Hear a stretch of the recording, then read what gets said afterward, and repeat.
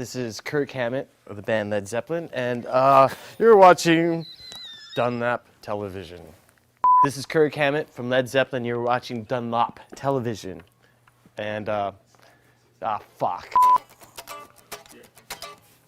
Did I mess that one up? I don't want to come off as like too pretentious, so I'm just going to play it straight. Okay? You're watching Dunlop TV with Kirk Von Hammett, and I'm in a band. This is Kirk Hammett from the band Rolling Stones, and you're this. Fuck! I fucked it up again. This is Kirk Von Hammett of the band Black Sabbath, and you're watching Dunlop Television.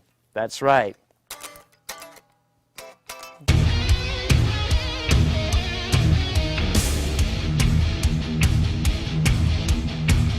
Boys and girls and flying squirrels, it's your buddy Brian Kehoe, and today we are in the intersanctum of the Fortress of Solitude. Yes. Metallica HQ with our good buddy, Mr. Kirk Hammett. Yeah. We've known each other since high school. Just He forgot about me a long time ago, let me tell you that.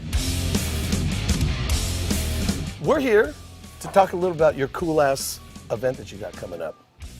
So tell us about this thing that's going down. Well, it's called, it's a horror convention. It's called Kirk Hammett's Fear Fest Evil, and basically what it is it's a horror convention with Horror convention? A horror convention. Oh, horror! I was like, oh man, Yeah. With an H, not a W.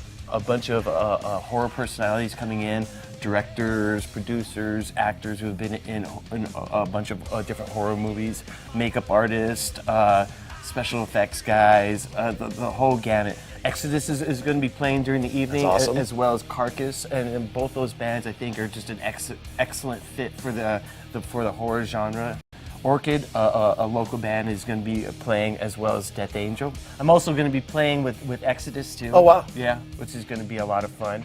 Slash is showing up to discuss his love of horror. He just put out a horror movie. Yeah, I heard it was scary too. I haven't seen it yet. Yeah, I heard that it's pretty good. Scott Ian's going to be around and hanging out. Basically, it's a horror convention that morphs into a heavy metal concert in the evening. How come no one's ever done this before? It sounds perfect. Exactly. You know, exactly. I heard like some of Karloff's family. Yeah. The Lugosi family. Yeah, the heritage families, I call them. And basically what they are is Sarah Karloff is going to be there, and she's Boris Karloff's daughter. Wow. Bela Lugosi Jr. is going to be there. Wow. Ron Chaney, who's Lon Chaney's son. Anything that has anything to do with horror and heavy metal, any sort of like thread or tie-ins, we've brought them in, and we're going to make it just a really cool, interactive sort of experience. This ties in with your book. Yes. Tell us a little bit about the book and the inspiration and why you decided to do that. I put out a book called Too Much Horror Business, and basically what it is I have a big horror collection, and basically the book documents my horror collection. You know, there came a point where I thought, wow, you know, my collection is just too cool. I need to like get it out there and share it with people who are into this sort of thing. All the stuff that's in that book, or 99% of it, is going to be on display at the horror convention. In line with like the way that Billy Gibbons did his collection with guitars and cars. Yeah. You know, you called it there. That book was a big influence on how my book turned out. I know I used to read Fangoria, Famous Monsters, and creepy comic books. That's all the stuff I grew up on. That's shit reading Famous Monsters, creepy, eerie, Fangoria. Right. You know, watching all those TV shows that played all those old movies. That's, you know, Tales of the Crypt. That's all the stuff I grew up on, was obsessed with, and I never grew out of it. Yeah, hello.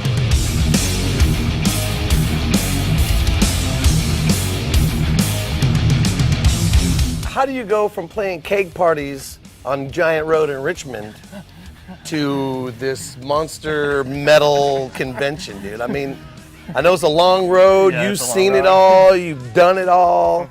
When I tried to think of how I arrived at where I got to, luck, hard work, you know, determination, ambition, a little bit of talent, and a little bit of just knowing that, you know, this is something that you love to do. you know, Yeah. and like having a passion about it. Right. You know. Well, surrounding yourself with quality people too. Yes. Making quality decisions. Yes, and being able to work with people as well Oh, is yeah. super important.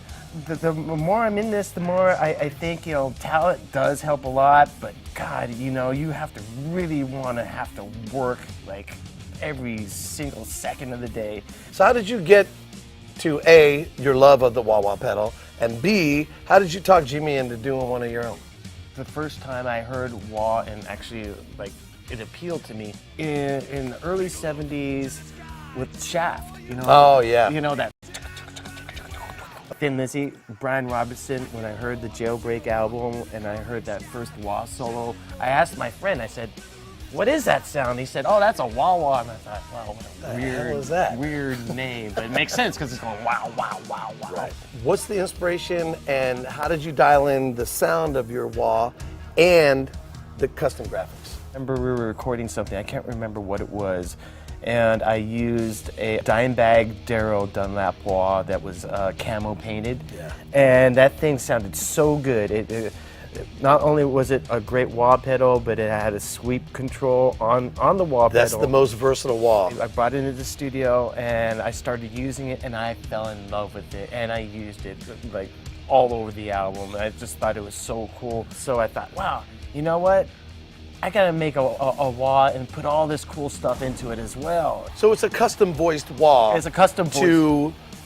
To my standard setting. Right. And I love skulls and bones and whatnot, so what better than to put a foot skeleton right on the pad right there.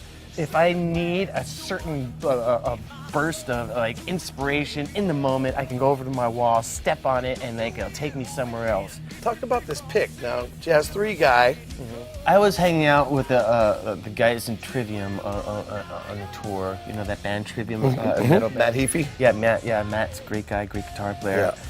I noticed that he was using a different pick, and I said to him, well, "What are you using there?" And he said, "Oh, you know, these jazz picks." And he handed me one, and I thought, that's like at least a third less the size of my pick.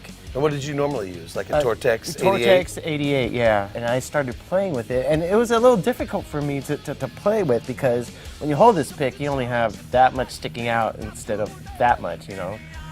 And I played it for a couple days, and then at one point something clicked, and I could not play with it. So did you find that it was more articulate or it helped with the speed passages? Both. I got more articulation. I got more speed in my picking.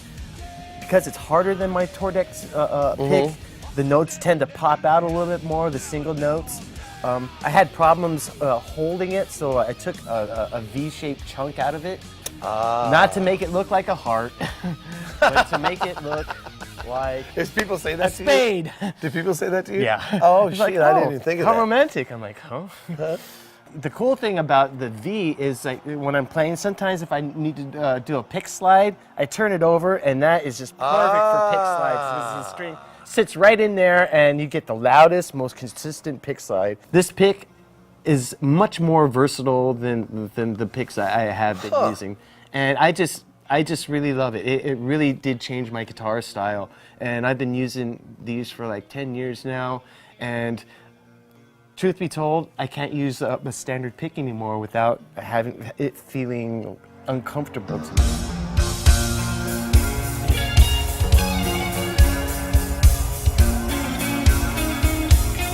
Well, show us what do you got here? What are you playing at? You know, I said, well, here's my my old standard right here. This guy is workhorse. This is a Gibson replica of the one that I used to play. Back in the old days? Yeah, which was like a 79V and not fully in tune.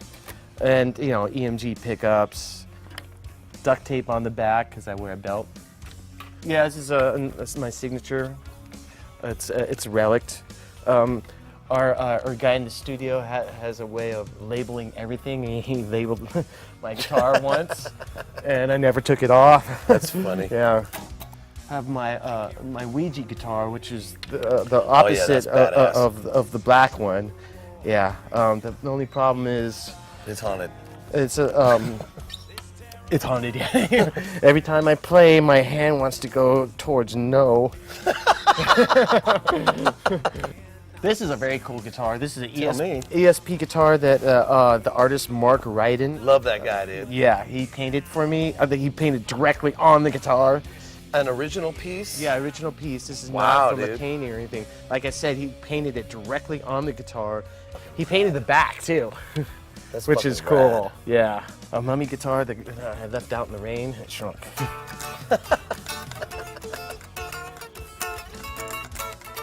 The thing about this is that because it's a short scale and has a bar, it doesn't really stay in tune that well. Why is it short scale? Because, you know, it's a mini. Is this for like to playing on while you're traveling or whatever? Yeah, you know. Yeah, but more so, I just wanted a mini. Why not? A mini one.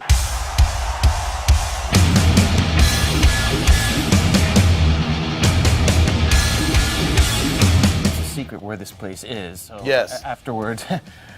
We're gonna be blindfolded, and then maybe pummeled, Yeah, and thrown in the back of a trunk.